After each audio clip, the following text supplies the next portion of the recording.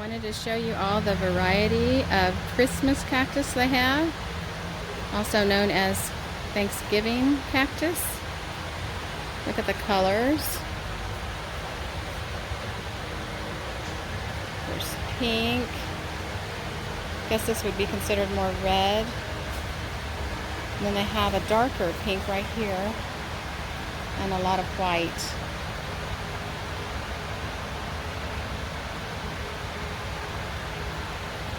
I'm definitely getting one today. And I'm going to tell you how to take care of them.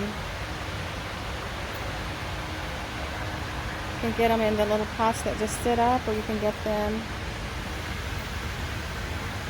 where they are hanging. I usually see these around Thanksgiving and Christmas.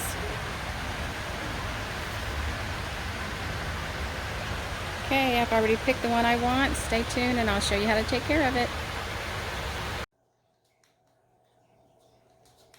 Hello everyone, welcome to my channel. Today I'm going to be talking about the Christmas cactus, or also known as the Thanksgiving cactus. If you're new here, I would appreciate you subscribing and liking my channel and tap the bell for notifications, and let's go ahead and get started. Now, I just bought these plants about 3 weeks ago. The one on the left is orange, the one in the middle is pink, and the one on the other end is white.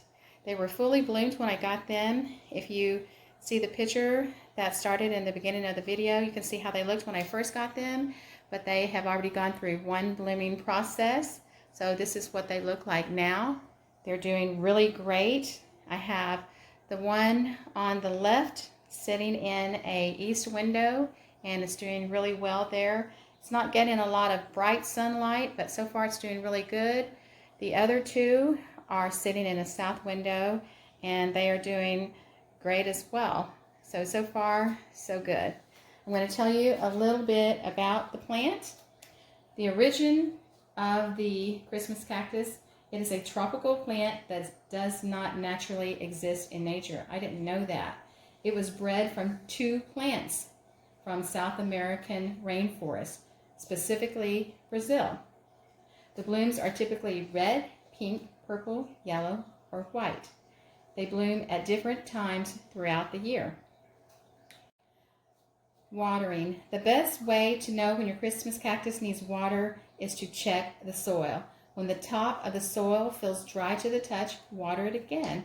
But be careful not to overwater, because if you overwater, you can get brown spots or root rot. Watering too little can also cause issues with the blooms. So this is one of those plants you've got to get just right.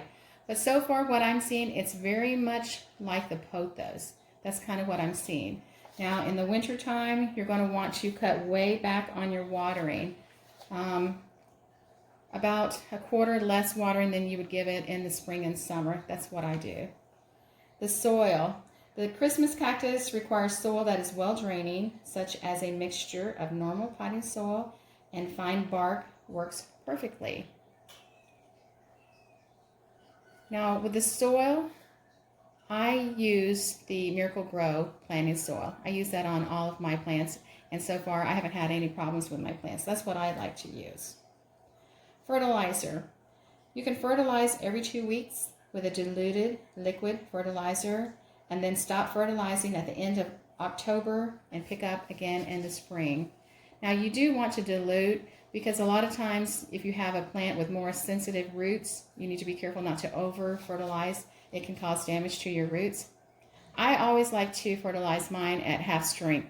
So I mix up my fertilizer at half strength just to be safe, so I can use it with all of my plants. But you don't have to do that. You can dilute it for certain plants however you would like to do it. Light.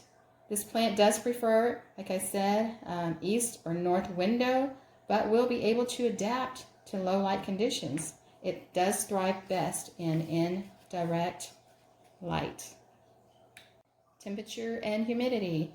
The Christmas cactus grows best in temperatures from 65 to 75 degrees. This plant requires 50 to 60% humidity, so you can miss them if you like.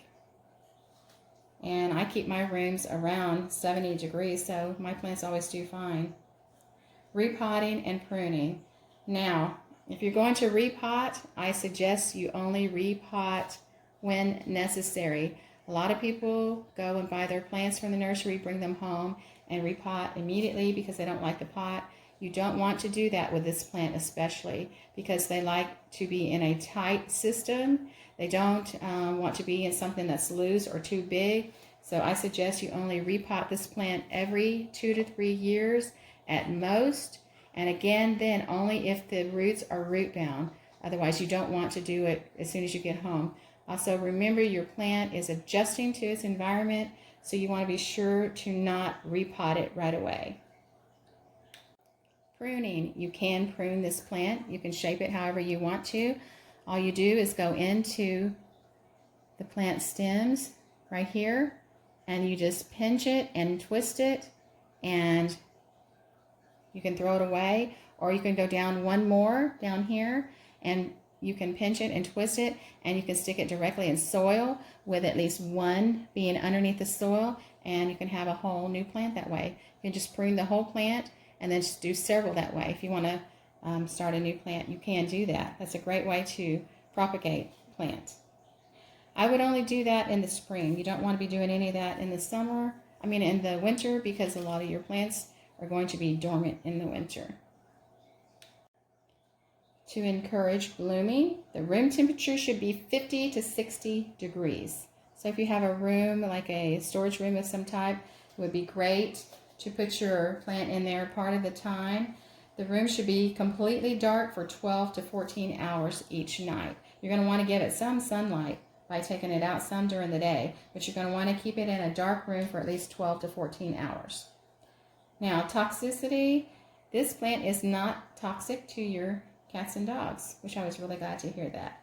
Plant food, I use the Miracle Grow plant food, and I use that on all my plants. I'm sure you could get a special plant food if you wanted to, but I use the same plant food on all of my plants, and they seem to be doing just fine. Okay, that is 11 care tips. I hope that I was able to answer any of your questions that you might have. If you have some that I didn't cover here, be sure to leave your message below. I try to answer every question that I can. Thank you so much for watching, and I will see you in the next video.